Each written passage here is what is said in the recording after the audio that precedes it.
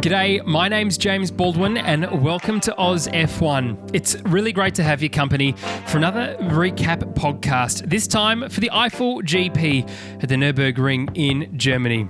Stick around as we recap the entire race. We talk about why Honda might be leaving Formula One and what Red Bull can do to fix it. And of course, we celebrate the first podium for Daniel Ricciardo in his time at Renault. So stick around.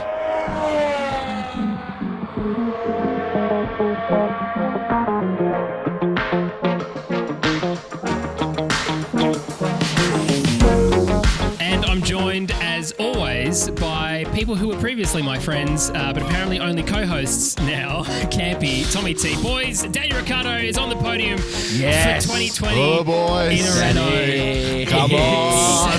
Get in there. Get the jet going. Love it. Daniel forgot the shoey, but Campy was there in spirit with him on the podium drinking. Boys, oh my goodness, tell you what, the last couple of laps, we were speechless. Tommy was so speechless, in fact, he was about 10 laps behind because he fell asleep. Yeah, what happened there, Tommy? So I was watching the formation lap and then I was suddenly watching the 10th lap. And I was like, why is Seb spinning on the formation lap? Oh, shit, we're 10 laps in. Back to the start. Let's watch that again. So I was running on a delay, so I put my phone away so you guys didn't ruin it for me. Yeah, and good call too, because it was... yeah, so true. You fell asleep at the best part of the best Grand Prix. Listen, Jeez. It is a bit hard in Australia to watch F1. Yes. Genuinely. It is a mission to stay up. Yeah. However, this was actually worth staying up for a change. Redemption for Danny Rick from last fortnight. We were so close to getting the podium there as well. But look, that's all to come. We'll talk about that a little bit later on.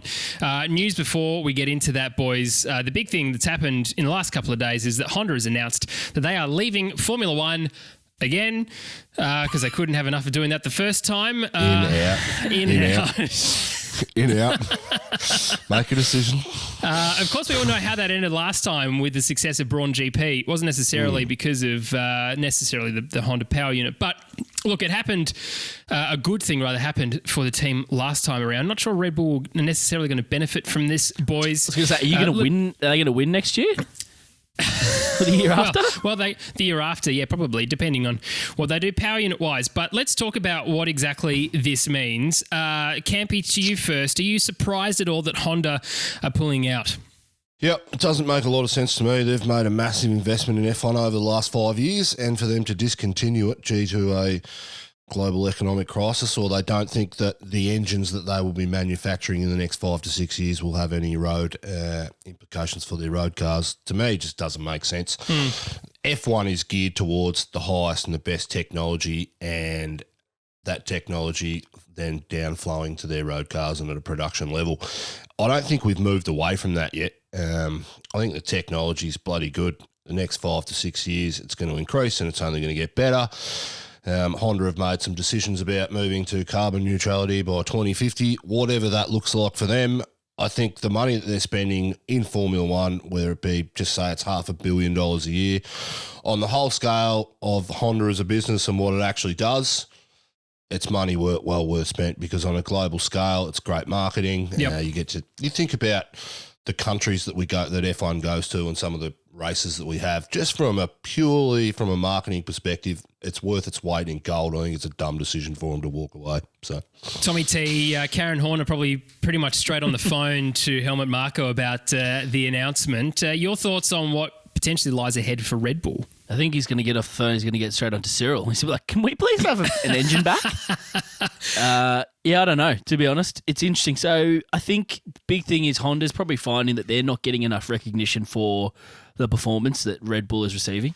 We saw this with Renault when they were supplying engines and Red Bull was doing all the winning, but they probably weren't reaping the rewards. So they decided they wanted to be a works team and put their own team in. I think Honda's probably finding the same. They're investing a lot of energy and a lot of money, and unfortunately they're not reaping those marketing benefits, all those kind of things. And like Campy's totally right about the technology, but this is very expensive technology. Yeah. And this elite version's probably not going to hit road cars because it's just impossible. These are the most... But when Honda comes out and says we are experiencing a once in 100 year change in our technology for our sport, whatever money they're spending on F1 will eventually have a flow-on effect to their road and production cars. They might not see that value, but if we are genuinely in that once in 100 year change, then surely F1 is the smartest place to be. Well, I think because F1's identified that there's a few areas. So hydrogen fuel cells one, biofuels that are another. I don't know if this hybrid electric version of super efficient things. So apparently like a road engine gets 30% efficiency. These are getting closer to 50%, but you have to spend so much money and energy to produce that 50% efficiency. So I think they're kind of finding a bit of a dead end with the current setup, and they're thinking that maybe biofuels and hydrogen and all the things that F1's going to explore are probably a better spend of money. You're talking this about current technology, thermal efficiency. Yes, yeah. Well, producing from the fuel into energy, basically. Yeah. It's much more efficient, but that efficiency is not easy to find. Like, we're getting very nerdy now, but I think Honda's going, you know what? This isn't going to translate to road cars like it used to. We used to look at all the things like KERS systems, energy recovery, all those things that were brought in, and they're now on road cars. All the things that used to be in Formula One, it used to be the testing ground. I think they're finding this technology is far too expensive for the gains you get, and there's probably some more low-hanging fruit that F1's going to explore. Yeah, it's been interesting, I think, in terms of how this is going to perpetuate, because Campy, you're right. There's a hell of a lot of investment that's gone into this already. Obviously, COVID has changed a lot in the world in terms of how people view this. The founder of Honda said, without racing, there is no Honda. So they're not necessarily stepping out of that.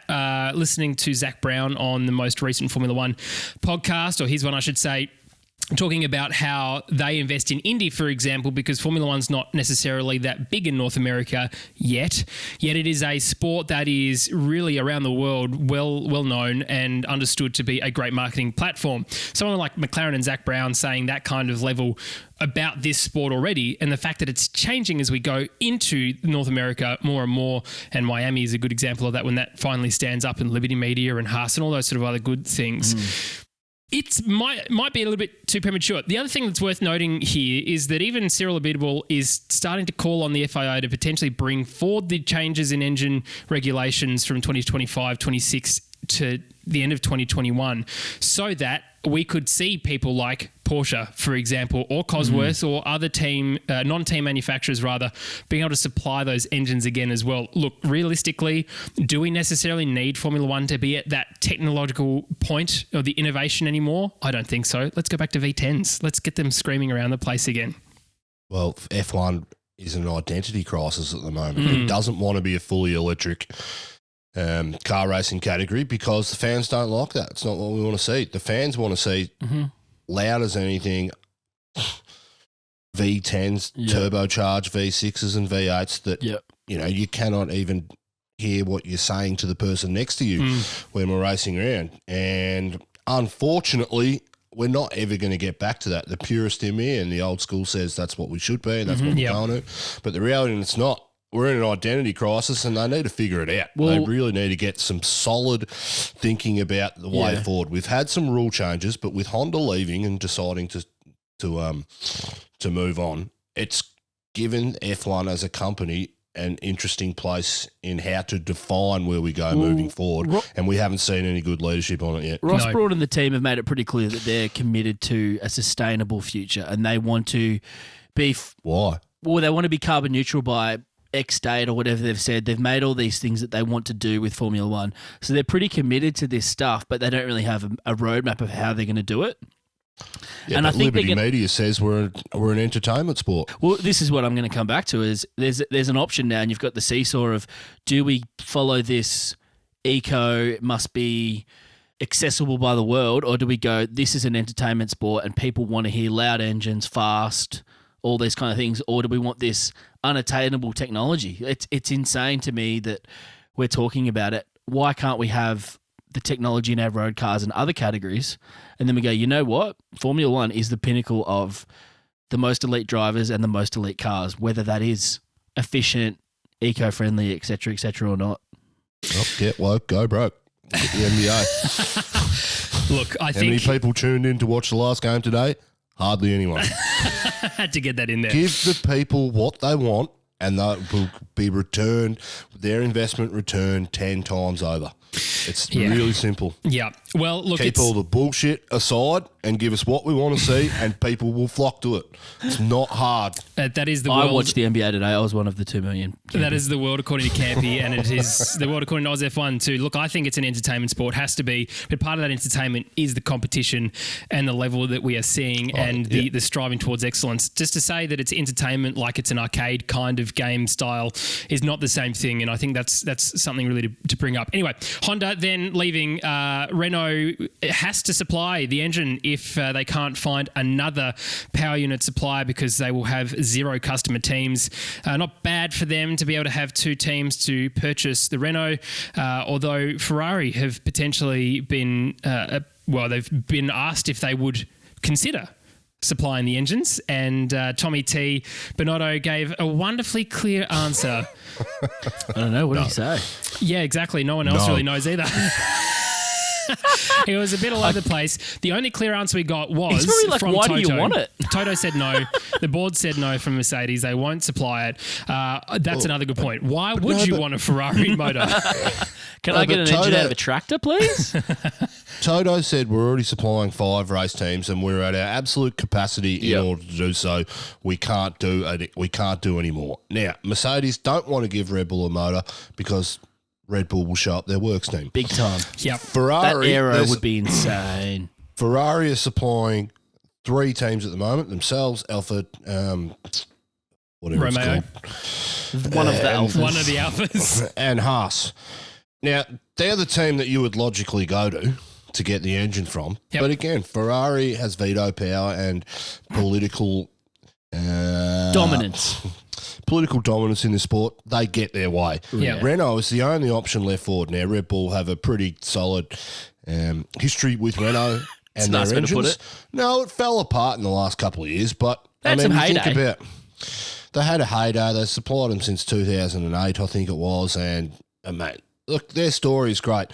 The problem is Red Bull, and Horner said this in one of his interviews, was Red Bull is not just a customer team. That's not what they're after. Because of their high standards and their pedigree in this sport, Adrian Newey designed these cars and their whole team working together.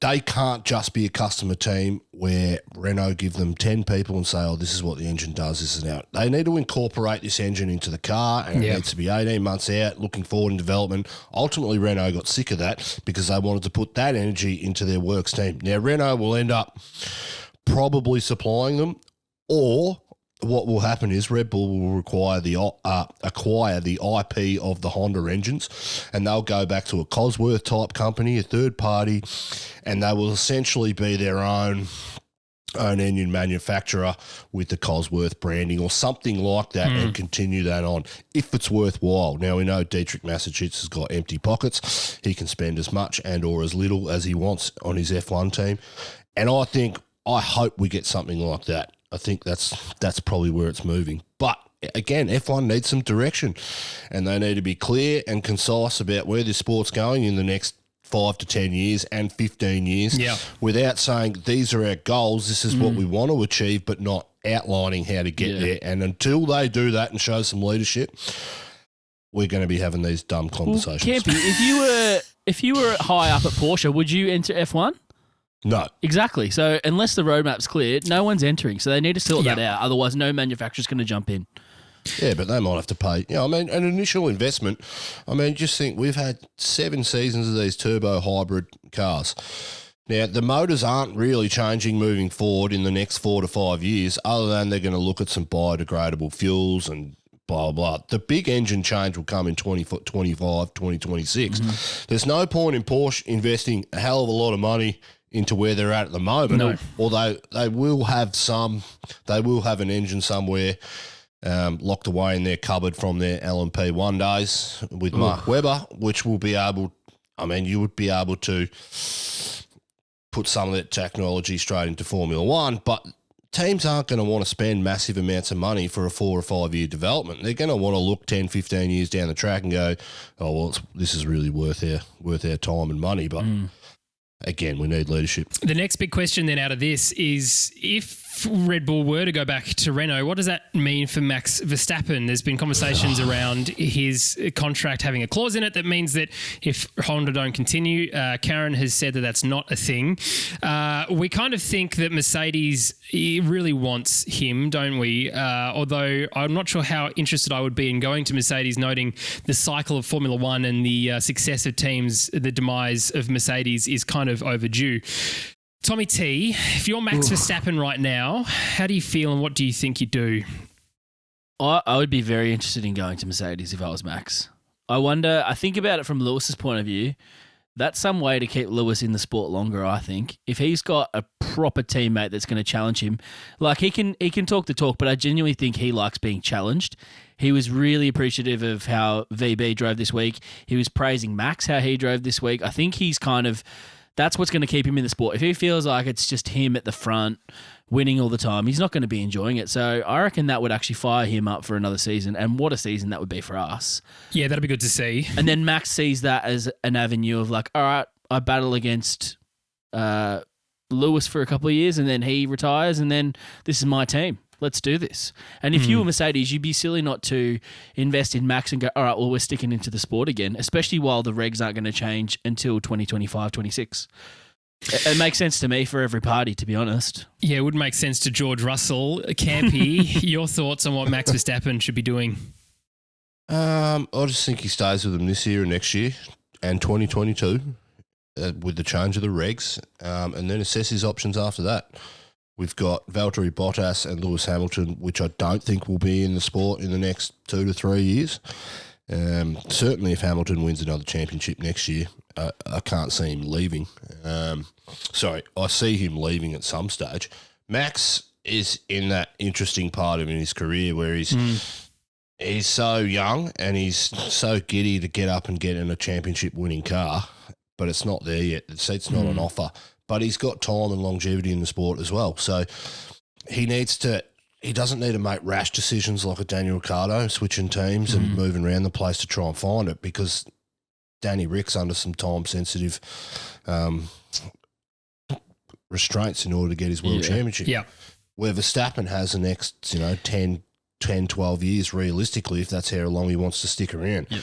But we know that guy's going to get frustrated if he's not in a car that's performing where it should be. And the only clause in his contract with Red Bull of an out clause is if the car's not competitive. So as long as Red Bull continue to be in the top 2 cars on the grid, I don't think he'll go anywhere. Now, the other big news for the weekend, and I said this last fortnight, I think this might be overshadowing potentially the result a little bit. It's Cyril is now getting a tattoo. Come on. We've been asked by some of our followers what our suggestions would be for those tattoos. Now, I thought immediately he would do well to put Max Verstappen 33 on your inside lip. Oh, no, sorry, that's Campy. DR... 3 on the inside lip, mate. You could give some advice on tattoos there. That's my thought. Tommy T, what do you think in terms of a tattoo idea? Let's do a honey badger. And so Danny said that he wanted it to be a little bit German themed because that's where it occurred. I think a honey badger in Lederhosen would be very good. Yeah, I'm digging that. Yep. Yeah, I Big love time. that. All about it. That's all great. About it. Oh, well, that's the Oz F1 endorsed tattoo then. Love that. Love that a lot. Okay, well, boys, it's time for our favourite part of the podcast. And Tommy T, noting that you were 10 minutes behind us, it's a slightly delayed review, but take us through your broadcast review for this week. Well, so we can't really say much because we didn't have a whole Friday, which was interesting, but it did mean... I still watched it. What did you watch? Rain pouring? Commentary. It was good. Jeez, you are a different kind of guy, aren't you? Bryony is a lucky woman, I'll tell you that. Oh, she was boring me, so she was boring me, so I sat on the couch and watched it, headphones on. What are you watching? Oh, the cars are never on track, darling. It's so interesting. That explains a lot. Oh, what we did have though, we all need some alone time, don't we? We had some alone time cleaning your car, mate. We did have in free practice 3 though the Lance Stroll not We did have the Lance Stroll being sick, so we were wondering who was going to fill that seat. So we had the whole, is Hulk going to come? Is Hulk going to come? And then towards the end of free practice 3, we had Crofty saying he's just checked social media and Nico's rolled up in a Porsche that used to be owned by Rosberg's dad, apparently. Yeah. That Hulkenberg has then wrapped because it probably looked crap before, and he's made it all silver and glitzy and hulked it up. But that's how we found out that Hulkenberg was getting a seat. Crazy. Yeah, at least Very Stoffel crazy. Van Dorn wasn't sitting there at the racetrack ready to go already. Oh, he was. Poor Stoffel. Poor guy. Oh, He mate. doesn't, I mean, he's a Mercedes reserve He's driver, not but getting a try. he's not getting a try. Like, Sorry, everyone's mate. behind Van. Look, I'm sure he got some Modern Warfare in, and I'm sure he lost, like everyone else that plays. But it was Maybe actually just me. refreshing for Rosberg to add some interesting information. So that's a point there. We'll give that a point. He also added a very interesting brown leather jacket and shoes. Oh, that was shocking. That guy has got nearly as bad fashion as Campy. Jeez. Oh, Oi, no, Campy wears Jeez. AlphaTauri. Oh, yeah, I was Campy going to is say, very don't- fashionable. Don't drag The trench Campy coat down to is that level. just in his cupboard. He'll whip it out later if he has to, but it's for special Just some occasions. modelling, eh? I love Get the that. blue steel out. It was interesting. I think we're just seeing Crofty slip. He is. He's been good. I like him. He's been funny, but he's out of it. He threw to Paul de Resta for some reason. Paul's like, I didn't have anything to say. He's like, well, I'm hearing things. And then But just it was rambled more on. like this. And up to Paul de Resta and Skyro's control. And Paul was like, no, I didn't have anything to say. Just sort of fell away from the microphone again. Riveting I television. didn't notice them this weekend, so that's probably a good thing. Yeah, if they can kind of slide by and there's no big ones. But Crofty's making some interesting calls. He's missing a lot of things. He's miscalling stuff, like passes that aren't happening. It's like, no, that's the original position, mate.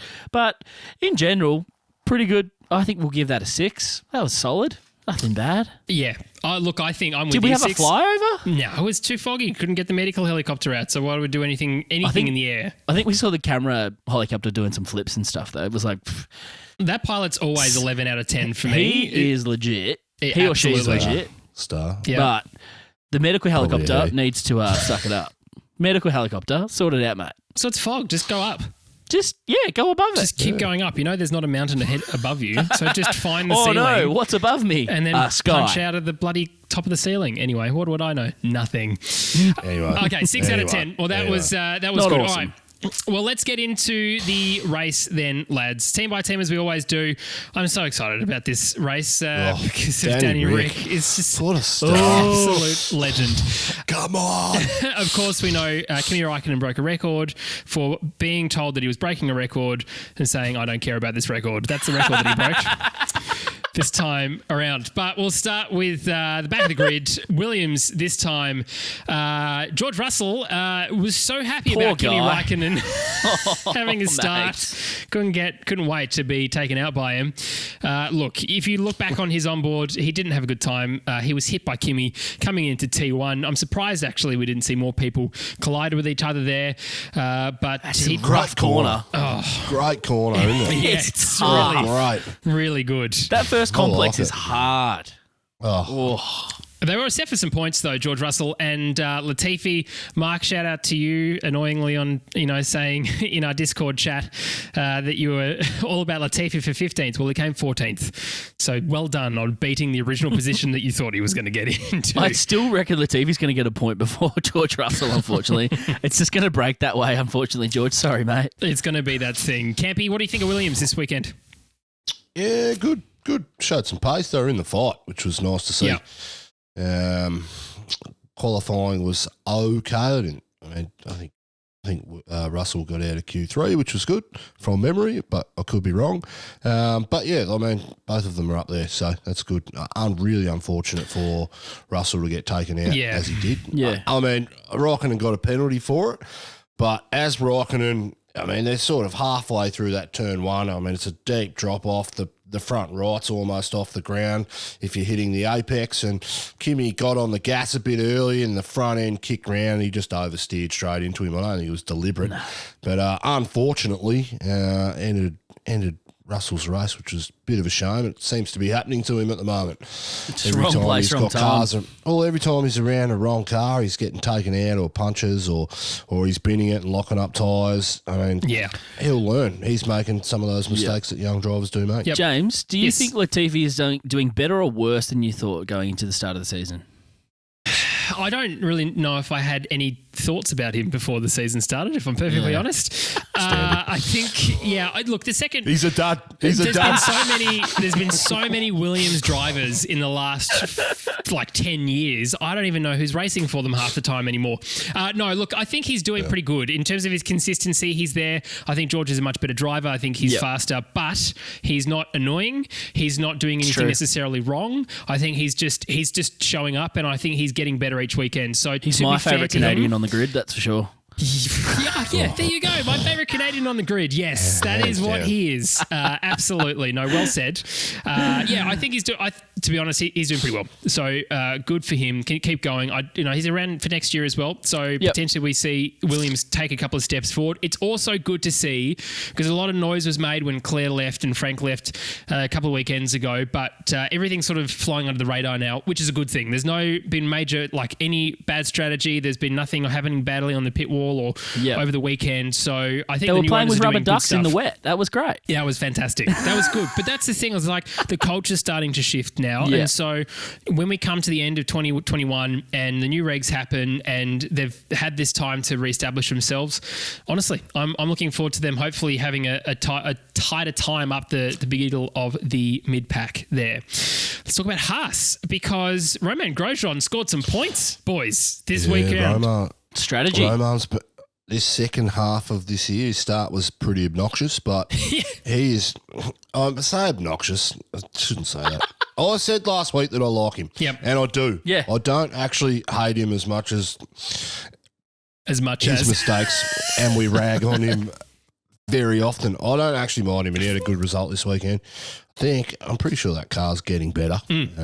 Not from an engine perspective, but I think Haas are starting to make some gains off track in the chassis, which is getting a bit more confidence for K-Mag and Grosjean. But Grosjean, he had a good weekend. Yeah. So. Now, of course, we were supposed to see Callum Ilott in the Haas, and that didn't happen at all over the weekend. Some conversation about whether or not we see him in Formula One next year. I don't think we do. I think Mick Schumacher is going to take that 20-point lead and smash it a little bit further along. Tommy T, your thoughts on who Haas are going to take for next year? I think it kind of depends on Red Bull and who they take. If they don't take Albon, it's going to be the leftover of maybe Hulk, Perez, whoever's up for that Red Bull seat. Whoever's left is kind of standing. Haas will go, we'll have whoever's left, please. Genuinely. Not a bad choice to be fair to the rest of them. Either of those two would be great and an upgrade, unfortunately, for the current drivers. But I don't think it's going to be Callum, unfortunately. No. And it also doesn't look like Grosjean's going to be staying around. The conversations we're hearing more and more is that he's planned out his next step elsewhere, and that's fine. He's been in this sport for about 74 years, so it's probably time for him to move on. Not yet, but Grosjean would care about that record, and he would have made a big deal of it. K-Mag 13th. Look, again, not in the points, solid. But it was pretty solid performance by them. I hope they get better. I wanted them to do well in Melbourne last year. I want Haas to do well. They always do well in Melbourne. Yeah. Except for this year. Because lucky they didn't go because they would have done terribly because they had a Ferrari power unit in the back of it. Speaking of another Alfa Romeo, Kimi, as I said before, smashing the record of not caring about records and being told by so many other people, including his race engineer at the end of the race, I know you don't really care about this record, but congratulations about this record. Why did you even bother saying that? Kimi Räikkönen, the People's Champion. Oh, mate. What more can we say about the guy? He had a great interview. The People's Champion. Great interview with Rubens Barrichello and Martin Brundle. I missed it. It was very, very good. I haven't seen him engage that much, and that's all Rubens. So, Rubens, if you're interested in coming to Sky Sports, please replace half of the team. Keep Jensen, keep Martin, replace the rest of them. Yes, but that was good to see. How long do you think we realistically, Tommy T, going to see Kimi stay around for? Do you see him alongside Mick Schumacher, for example, next year? I reckon he'll finish out these regs, to be honest. Okay. I reckon he'll wait. I don't reckon he's here for new regs. I don't know if he's got it in him to go something completely different. He's like, this is kind of something I can understand and know. I've understood these turbo hybrids for the whole time. that'll do. And if he can help bring in a Mick Schumacher and kind of teach him a bit, take him under his wing for those maybe 1 or 2 years, I reckon that's a great thing for that I've young asked star. this question every couple of podcasts, and it's just interesting because the further we get along, the obviously the season's progressing, and him as a driver is progressing. Campy, you think the same thing, that he's pretty much now guaranteed to stay around, and I like that point, Tommy, about him sort of mentoring Mick through next year, who I think is definitely going to take that seat regardless of how well Giovinazzi did this weekend. Yeah, I think you're right. I think Giovinazzi's gone. Unless he can find a drive somewhere else, he needs to get out of that Ferrari junior program. So, yeah, the longer it goes on, you're totally right. I think a team is going to, F1 in general is going to roll the red carpet out for Mick Schumacher. Yes. He will have a drive somewhere, and I think he'll be given 2 years, his handheld, whether he's driving poorly or greatly. He'll get a minimum 2 to 3 years because of his name, and I think he will develop into a very, very good driver. He's worth the gamble. Whether he's as quick as some of our top drivers like your Maxes and your DRs and your Lewises, I'm not sure yet. We haven't seen results like that, but you just never know. The guy's got a special name, and when he gets behind the wheel, he's done some great things this year. Although he's only had 2 wins, but he's been come consistent in the last 2 rounds. Yeah, you're right. He's been consistent, but he's also in a really good car in F3. Yeah. Really solid foundational team that's been there for a long time, that knows the chassis, knows the engines. The biggest thing for these drivers is figuring out these Pirelli tyres. And I don't want to talk about tyres again. If you can adapt to these tyres and how they work to get them to the optimum, that's ultimately what gets you into F1. I mean, you hear Mark Webber talk about the Pirellis. He hated them. Yeah. When F1 changed to one-time manufacturing just these Pirellis, he said, I never really got them. I was competent enough to get them to a point, but I was never as quick as I was previously because they didn't suit my driving style. Now, if Mick can get that sorted in his first couple of years, then I think he'll have a long and accomplished career at some stage. And it's not really going to be him stepping out of F2 into F1 in a team like Alpha or Haas, a indicative drive of his talent. And I think we saw with Charles Leclerc, he lucked out big time when Sauber was actually doing really well, when that cheating power unit in the back of it, when it was performing really well in 2018. And it was almost like just a random blip that managed to put him towards the front. Unlikely to see that. Yeah, it was perfect. Well, imagine timing. if Giovinazzi had been in that car. Yeah. Well, Ericsson was still performing really well as well. Totally. And he was a victim of that. And yes, I know end up moving Kimi down, but we talked about Ocon replacing Hulkenberg. Was Ericsson's replacement necessary either? Not really. I think the guy. It was a shame for him in IndyCar this year because he worked really hard at that, but he's doing really well in that series. Again, just a really valued driver who was getting a little bit older, and F1 went, no, we need someone younger again, because apparently they can decide on that. They can't decide on what they actually want to have as an identity. Okay, let's talk about AlphaTauri. Kvyat had a shocking race, didn't he? Tried to get past Albon. Well, to be honest, it wasn't really his fault, was it? Albon cut across him when he was only halfway alongside him, coming in towards the final turn, and took off his front wing just before the start of the straight, which meant he just missed the pit exit and he had to go around the whole track again without a front wing. I mean, Kvyat did try and jump that curb like a dickhead, so yeah, it's kind of on him. There is that. He's That's just not how performing. you go through the chicane, mate. I just don't think he's performing as well as we thought he was going to be. We said this a couple of podcasts ago where, yes, he's the standard and Red Bull can bring people in and out and him as the marker. He's not filling with a lot of confidence at the moment. I think there's going to be more of an Albon Gasly back in AlphaTauri and somebody else in Red Bull situation going on for 2021, because none of those seats have been confirmed yet, apart from Max. Didn't have a great weekend this weekend, but his previous 2 weekends after Gasly's first win was stellar. So unlucky that Albon took him out. That was silly. That was a real dumb rookie move from Albon. Yep. I just don't think he was thinking at that time. Like he was going to be there somewhere. Do you know what I mean? Yeah. Like he knew he was there as he was passing him. So pretty crazy. Shame for Kvyat, ruined his race. Probably on for a points finish. But Gasly sort of did well to sort of fly under the radar in 6th, really.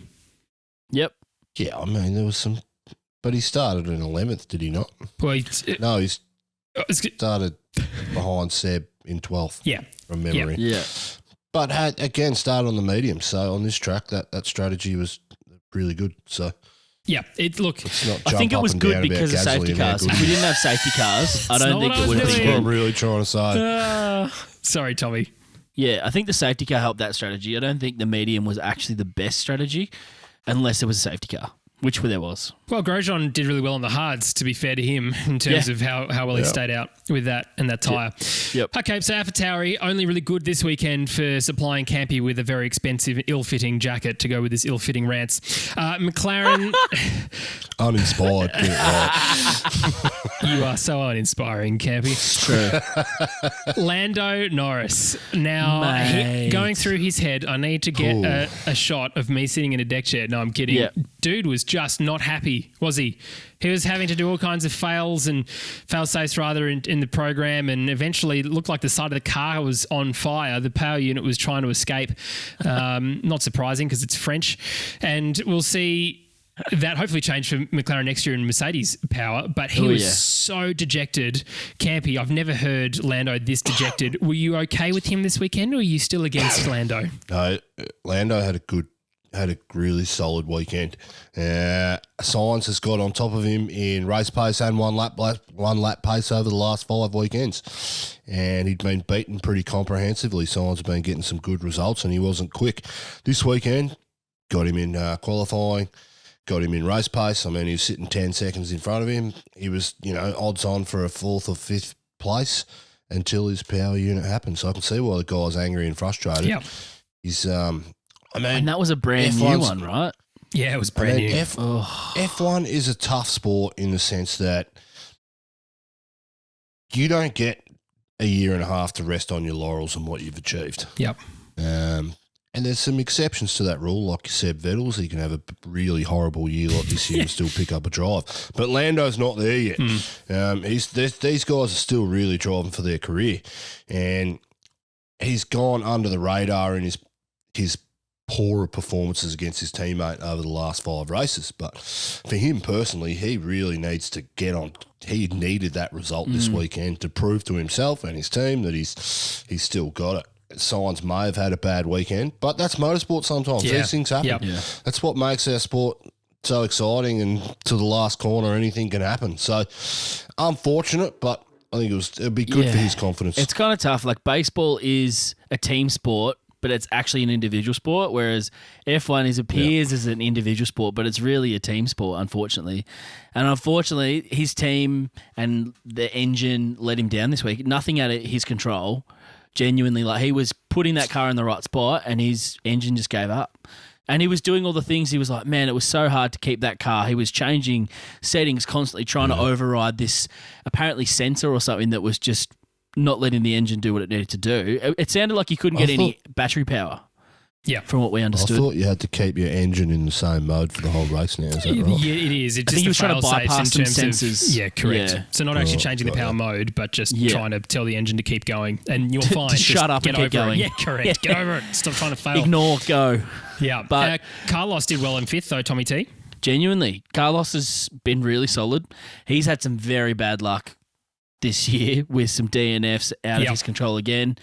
I think these guys are going to be stoked to have a Mercedes. Well, not Carlos. He's going to go to a worse engine than he's currently got, believe it or not. But I think the McLaren team will be very excited to have the reliability of a Mercedes potentially, because a lot of these things seem power unit. And this was a brand new power unit that Lando had this week. So I don't know. Are they going to have to take a 4th, which is a penalty and all those kind of things? That's very frustrating for him. Yeah, they've got a lot to look into, as he said at the end of the race. Okay, let's talk about Ferrari, because Charles Leclerc, I had messaged you both and said for qualifying that we had a Mercedes and a Red Bull and a Renault lockout, and then about 3 seconds later, Charles came and buggered that up. Not that it seemed to matter anyway. He was doing well. We were rooting for him in the period where he was trying to hold up Perez, Campy. Yeah, it was a really big Leclerc fan at that stage. I thought, mate, if he can hold up Perez for at least 4 laps, he's done the job. But again, did it for a lap and a half, and so he failed. So I was off him pretty much straight away. Yeah. In saying that, I think Ferrari showed that they had some pace in these conditions this weekend. Not particularly race pace. I mean, you saw how quickly Leclerc fell off from the top three in 10 laps. He was losing about 2.5 seconds a lap, but still quick enough to hold up that midfield pack, although the race pace wasn't quite there. He's quick over one lap. Give him that. Yeah. He seems to be driving that car. As I continually say, I can't believe Seb so far back. No. Doesn't make any sense to me at all. If you look at the previous couple of year results with those two driving together, been pretty even. This year, for whatever reason, a bit of fuckery at foot, as I continue to say. Ferrari. Allegedly. Allegedly. Yeah, that's right. Sprinkle Got some legality legal over advice. For the viewers out there, I've got some legal advice. It's not smart to mention Ferrari, the FIA, and corruption in the same sentence. So Which you just did. the way around that is just to say allegedly at the end of Don't everything. think and we're that good gets to you go. off the hook. But okay, Oh, I let's think try it does. Implied, but you get it. So, yeah, look, give Leclerc some credit. He's trying hard at the moment. He's genuinely quick over one lap. I don't Yeah. think you can say he's not. Like, last year, that was his strength too, was one lap. Yeah, but get him in a car next to Danny Rick, he'll fail. So Yeah, but I think this is Leclerc's style of driving is going to be qualify well, maintain. I don't think he's got the actual racecraft we think he does. I think he's kind of falls short in that. Whereas you see another driver who might have a bad qualifying, might not have the best car, but outdrives their car like a Perez, like a Daniel Ricciardo. Those guys get the most out of their car on a Sunday. Whereas you see Leclerc who like gets a perfect situation, gets his car to the front and just maintains. He's playing defense on a Sunday. Yeah. yeah, but it's not his fault that he's got No, but that's a heap his of junk style. underneath him. That's his style is what I mean. Like, I don't think he's actually got the racecraft to go through a field like we've seen a Max do, like we've seen Daniel do. I don't think that's part of Leclerc's. When he does that, we have Monaco where he ends up crashing out and causing absolute chaos because he's a nut. Good point. Yeah. He sees red mist. Yeah. When he tries to overtake people and Yeah. drive aggressively, he can't do it. He doesn't have that kind of... He needs to qualify well to have a good result. Yep. No, that's a good point. I'm with you, Campy. Seb concerns me a little bit at the moment, I have to be honest. I don't know what the hell is going on with that car. It's like it's a completely different version. He's not putting himself under pressure anymore, as we've said. He's got his Aston Martin drive sorted out and secured, and he can have a terrible year. But this is just not indicative of how he is as a racer. No, he's never been this far behind anyone in his whole career. And if you look last year, he wasn't that far behind Leclerc. He was in front a lot of the time. It was quite 50-50. Yep. How much do we 50-50 think battle. is Ferrari, though? Kind of 100% shifting of it. their priorities. 100%. Like, genuinely, Ferrari seem like the kind of team 100%. that go, cool, all of our resources and everything going to Charles because you're not here next year. Kind of. Yeah, they seem very bitter Oh, you've about got a it, don't broken they? chassis, dude. It's got a crack. Yeah, cool, whatever. Nah, don't really care. But look at history. When you are Ferrari's time. number one driver, I mean, look at Alonso and look at how much Seb beat Alonso in that last year. And that's not indicative of how quick or how good Alonso was. That's indicative of a shit show of an organisation, poor leadership at the top, poor culture, shafting a 4-time world champion and saying, look, we need to make this player in out. This is not about the team and how it's operating. It's about our public perception of the team, and that is Ferrari's biggest issue. Yep. Their public perception of what they are and their branding and their lifestyle and all the BS that comes with it is at the forefront of every decision they make, and they cannot get anything right practically on track or off track at the moment. And them shafting Sebastian Vettel, just he's poking the bear. Get him, Campy. My hatred for Ferrari is real at the moment. I want them to be up the top, but I want them to get it right. Unfortunately, Binotto and his bunch of cronies, whoever's behind him, need to all get sacked. They need to bring a whole new team in, headed up by Maurizio Arrivabene. Yes, bring him back. Campy wants a job too. Throw him in there. I don't want a job. I wouldn't work for Ferrari. I couldn't wear red. That would just, yuck. It's not part of the AlphaTauri lineup, Tommy T. You know that. It's dark blue and white only, obviously.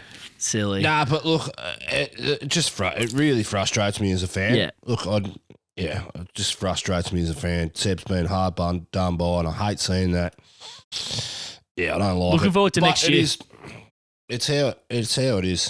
Well, So, let's talk about something a little bit happier in Germany about a German, Nico Hulkenberg. What a bloody an additional superstar. If you didn't vote for Nico Hulkenberg as driver of the day, are you even a human being? Is my question. I voted for Daniel Ricciardo. I actually voted for Hulk. Yeah, so I voted for Hulk because mate, You're kicked off the podcast. Get off. Okay, fair enough. But in my defence, Your Honour, the fact that he did like 4 laps before actually setting a time and was only 4/10 off getting out of Q1 into Q2, and he was drinking coffee in the morning in Cologne like an hour Did you see away. his free practice? Did you see what he did? He sat in the car and he went like this. Oh, yeah. Good. It works. Good to the go. steering wheel Still, turns let's left do and it goes qualifying. right. Let's do qualifying. Yeah. Still had his What a Renault freak. helmet, which is good. It's like, let's pop he this did. back on, which is kind of nice. That guy is an absolute star. Like, to get in a car, having woken up that day going, I'm going to go back to that and do some maybe TV. Yep. And then go, you're actually going to drive it at the highest level we have in motorsport in one of the more competitive cars. Okay. Epic. And epic, to be honest, 20th to 8th. Like, get out of the room. Like, the dude that is so much skill. And yes, okay, some people retired. And yeah, that's racing and everything else. But the fights that he was. passed a lot of those guys on track. That's exactly right. He came up he was in 20th to 17th by the end of lap 1.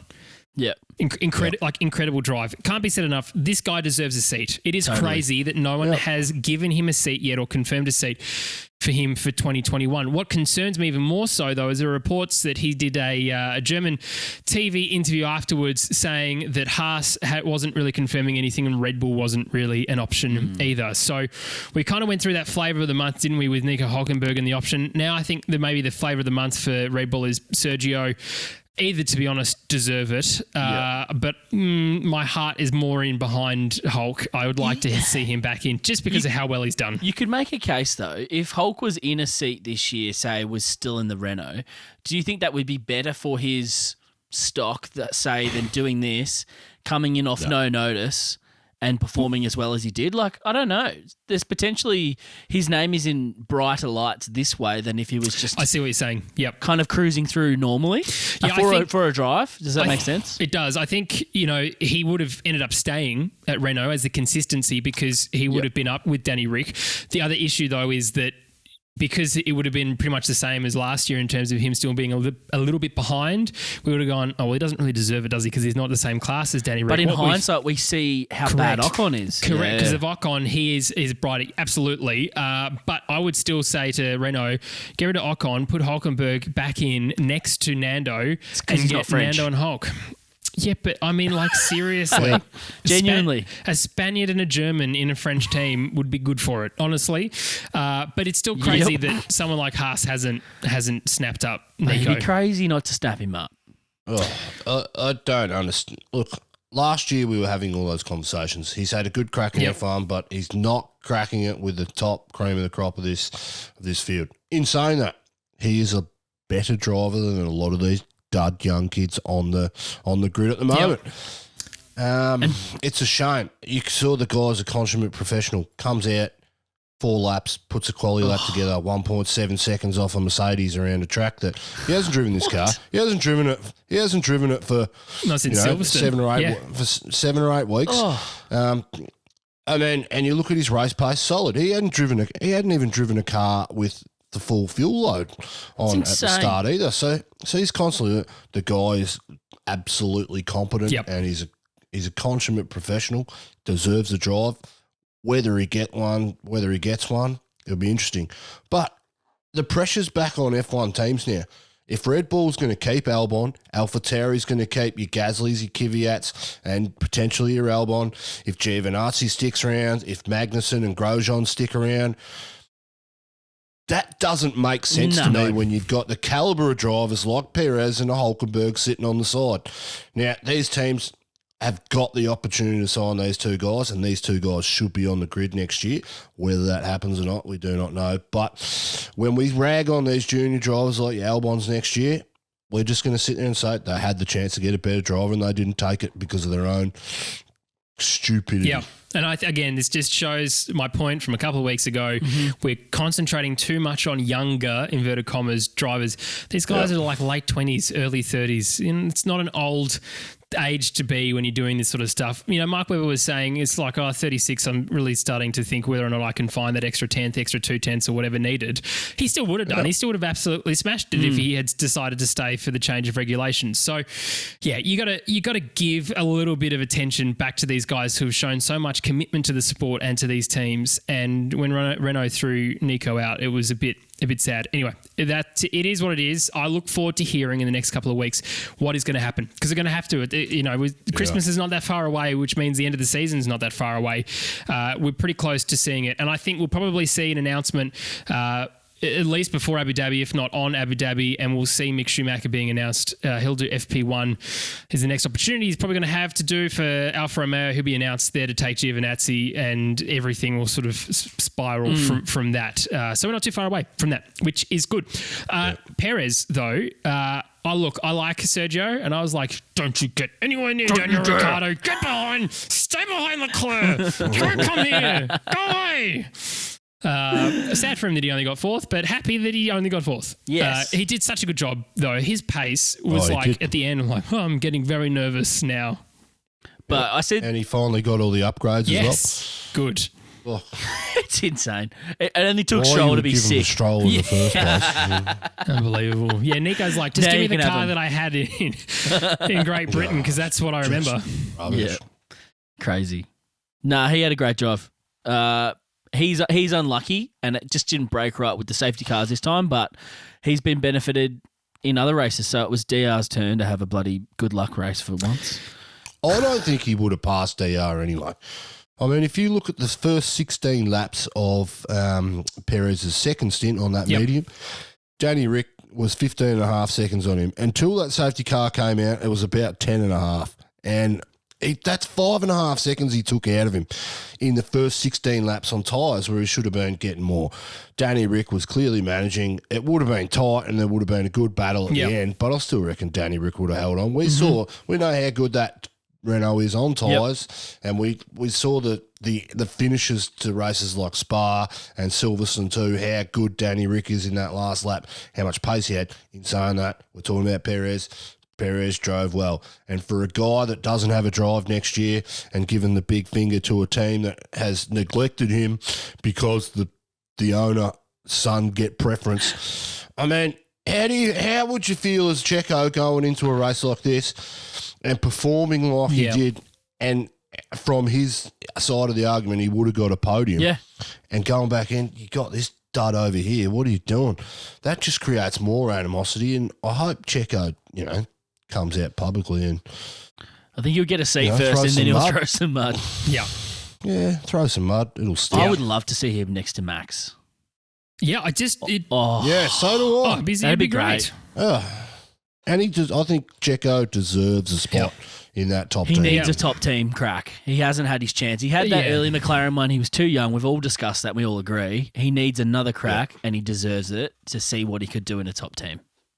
Perfect for Red Bull. I mean, look at the constructors this year. Not that Red Bull would have beaten Mercedes, but the majority of the points have come from Max. Yes. Albon, moving on to Red Bull, may as well now. Albon has been so shit on track, but from a team and a points performance, well, Tommy, I'm telling the truth. Everyone knows it, but I've said it from day one, since they took him 18 months ago. Did. And nothing's changed. Nothing's changed, but for Red Bull in a Constructors' Championship, Max is contributing all the points. If they have a Checo in there or a Hulkenberg, they'll be continually getting that third and fourth and fifth spot and keeping those points tick along in a championship. If it was tied in the Constructors, you need a good teammate. Yeah. I mean, look at the midfield at the moment and how close it is. I mean, not that Red Bull are in that fight, but... these are moving forward. Red Bull getting better. These are the sort of Red drivers Bull are in that fight because that's where Albon is consistently playing. He should be above it. Why is he fighting midfield teams? He should be literally on Max's heels, just following him around every Sunday. Just be sitting there right behind Max. Like, why is he not doing that? And Max has not had a rear gunner this entire season. A few times last season he did have that with Gasly. More often than not, he didn't. But it's been nearly 2 years since Max has had the benefit of a teammate who's even close to him. And we see how beneficial that is to Mercedes when they can use each other just to kind of eliminate Max from the competition and make him a third. Here's another stat for you guys. Since Danny Rick left Red Bull, the second Red Bull car has had a podium once. He's also had a podium once in a Renault. So if that doesn't say volumes, I don't know what does. Look, it was even that bad this weekend that they performance punished him by retiring the car when there was nothing wrong with it. Let's be honest. That was something's wrong with and disappointing. The phalanges wrong. Yeah. Oh, yeah. Well, they've identified some problems with Albon's car in the driver way that he wants it set up. Well, not just he got me there because he's. Oh, look, I don't care about telling you my opinion. The guy's shit.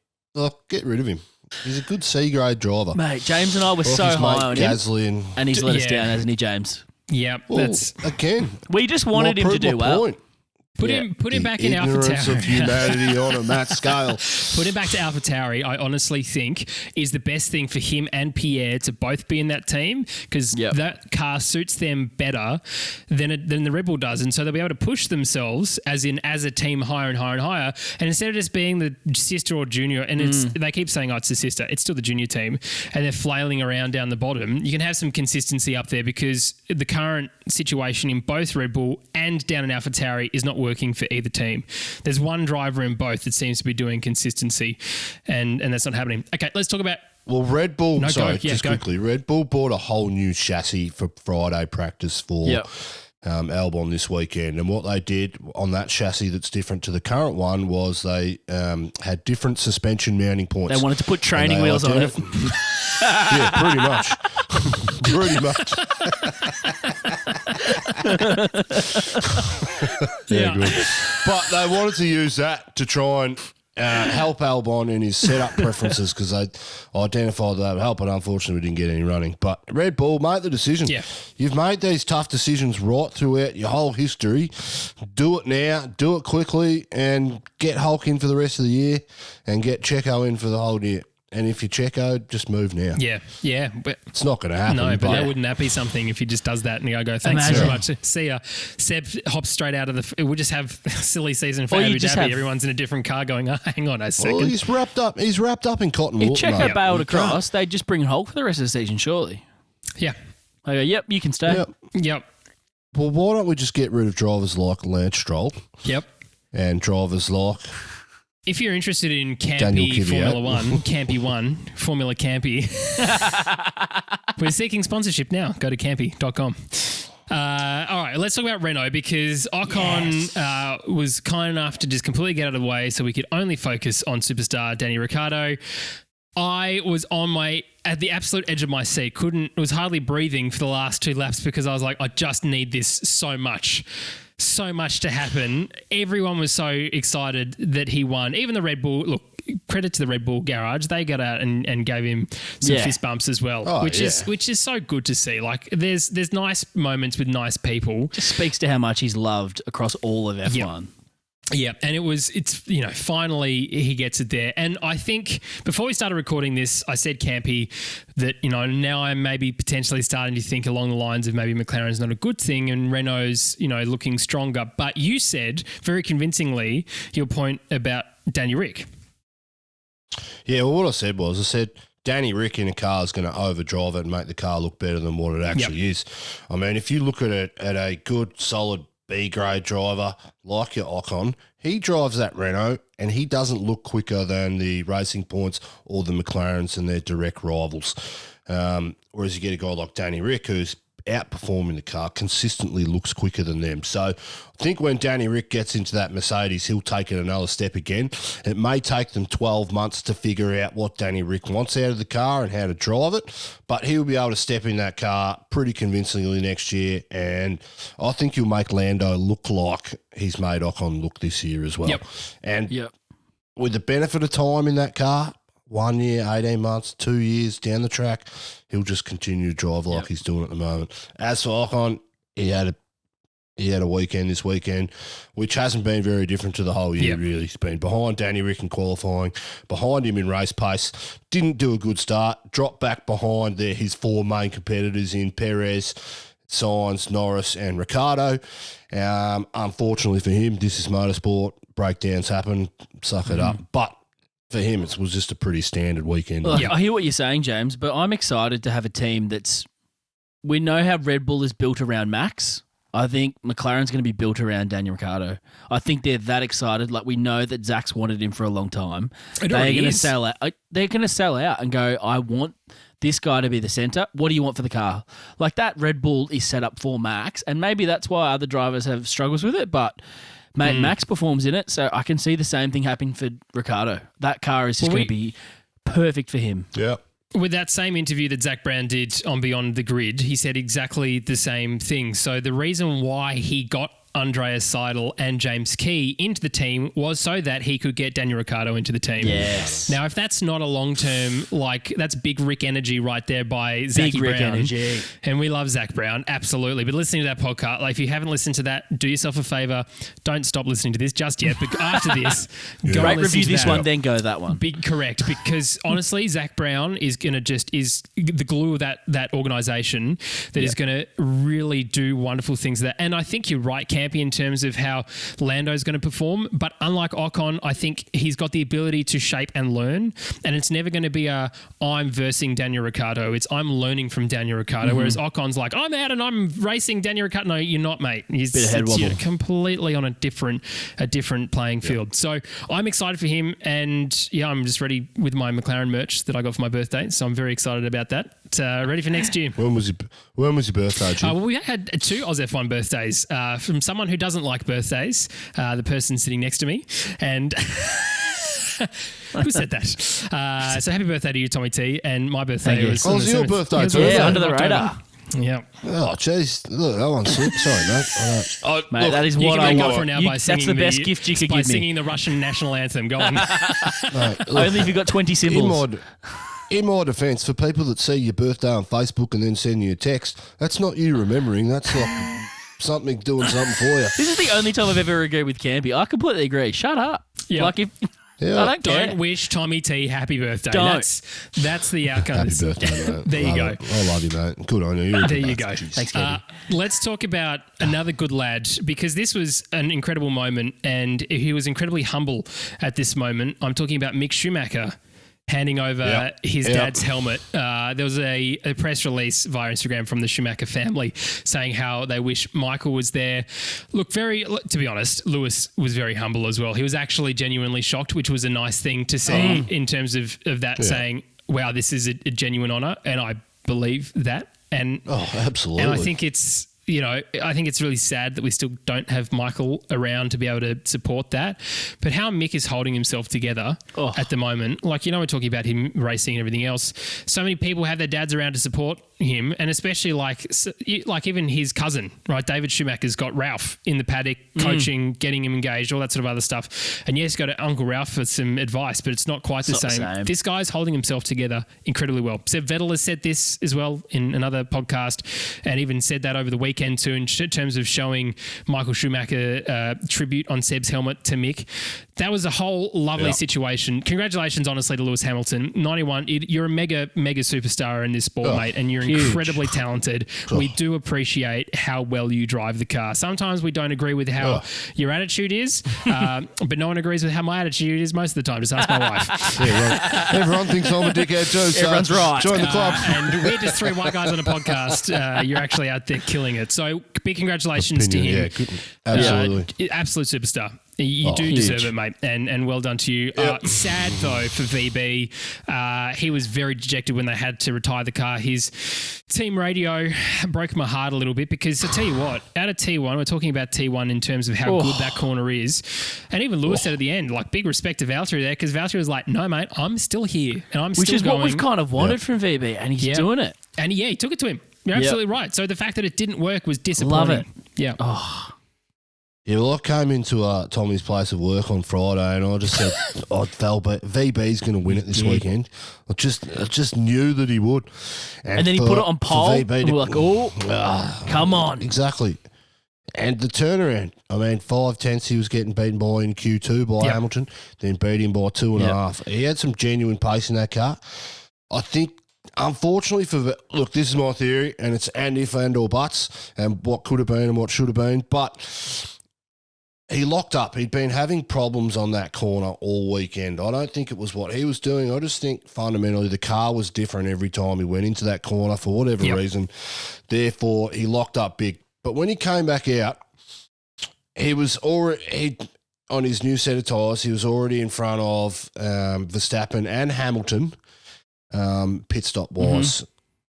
Unfortunately for him, if the race had played out with no virtual safety cars or yellow flags, he would have got out back in front of Lewis, and Lewis would have had to make the move again. I think he would have won. That's just my opinion.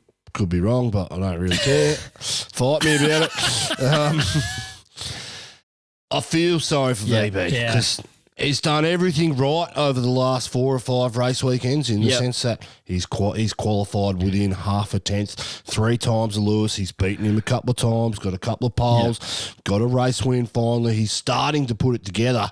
But then for this to happen on this weekend, it's just a real shame. Do you know what was telling this week was when Lewis got interviewed post-qualifying and he was like, he didn't know where the 2/10 were that he was behind. Yeah. Usually Lewis would be like, I stuffed up there, stuffed there. He's like, he genuinely had no idea how VB was 2/10 fast at him. When you can do that to Lewis Hamilton and he has no idea, you know you've had a bloody good race. Oh, yeah. Like, that qualifying was awesome. Like, you don't see Lewis Hamilton questioning going, oh, how did he do that? And that was him. He was perplexed. So VB had a ripper of qualifying and he was going to be on for a great race. He was just very unlucky. Yeah, sad for him, but, good that we had the 91st victory in Germany. There was a nice touch to that as well. And we had a crowd. I don't think we mentioned this last time except for the Russian Grand Prix. There was a crowd, but no one's really surprised about that. There was a good socially distanced German crowd there. They were being very efficient in using the space. That was really nice to see. It was nice to see the drivers actually wave to people again that aren't just the marshals waving every coloured flag that they've possibly found in the shed.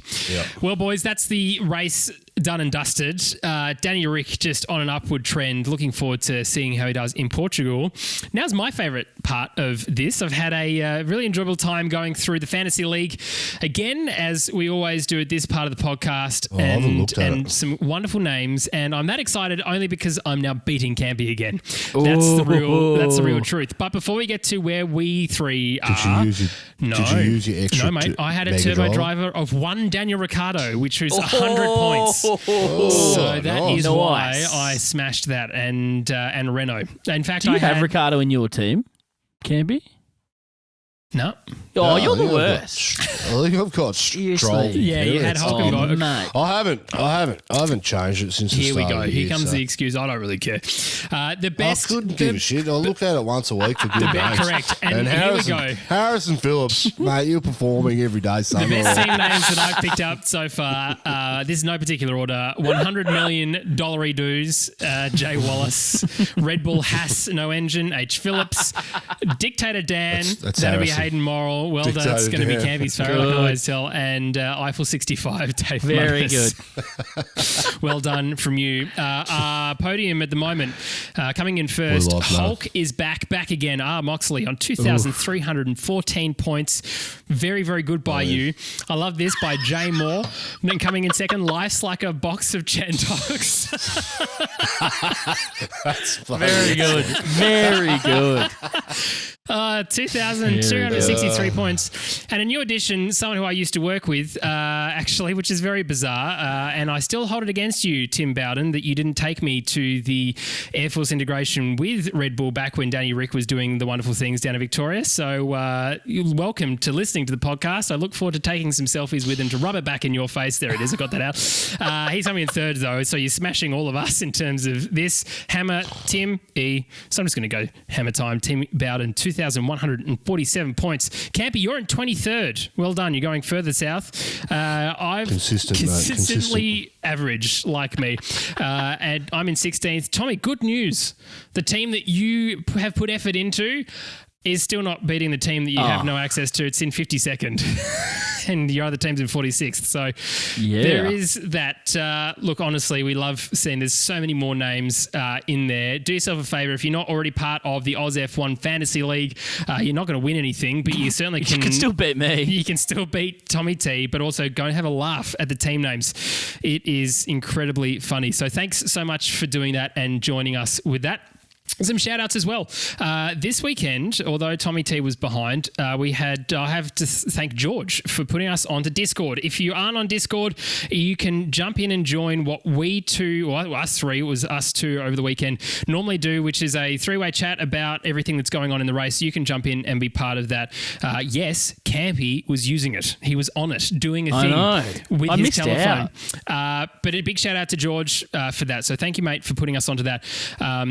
Jesus. No, it was good. I hate that stuff. I hate it. But that was good. I will not be using it during the week. I'll use it on the race. Yeah, obviously. No, it's good. So it's good. Get involved, guys. Feel free to jump across. There's all the kinds of the thought processes that we have will be laid out there because we'll do that instead of messaging each other. So big thanks to those guys and to Mark, Dave Munnis, Coco28 and Cappy Race for jumping in there as well. And also on Instagram, if you've DM'd us, Mark Smith and Mikey, thank you very much for coming to us with all that sort of stuff. We'll discuss all of that and more, as we always do, on the next podcast if you write into us. So please feel free to do that. You can leave us a review. We haven't had a review for a while, so I don't know what we're doing wrong. I think maybe it's because you can see our faces now. Everyone's gone, this is not something. No, but honestly, thanks for that. If you're listening to this via audio, took me a while to talk. We're on YouTube. This is our second video podcast. So look, feedback is welcome. We will get better equipment and all that sort of stuff to come down range. Boys, always, this has been a pleasure, as it always is, and a massive shout out to the boys in Entente for their music. We're going to go to a new track in just over 2 weeks' time, just under, I should say, 2 weeks' time in Portugal, and then very, very short, not exactly very, very short weekend running in Imola, which I'm very, very much looking forward to. So, Campy's not. It's a dud. That'll be a dud. This is why I don't go fishing, because I just end up doing this at the end of the podcast. Boys, well, thanks very much for your time, and it's been great to review this. Thanks very much to you for subscribing and liking this podcast, for listening to it, and we shall see you in 2 weeks' time.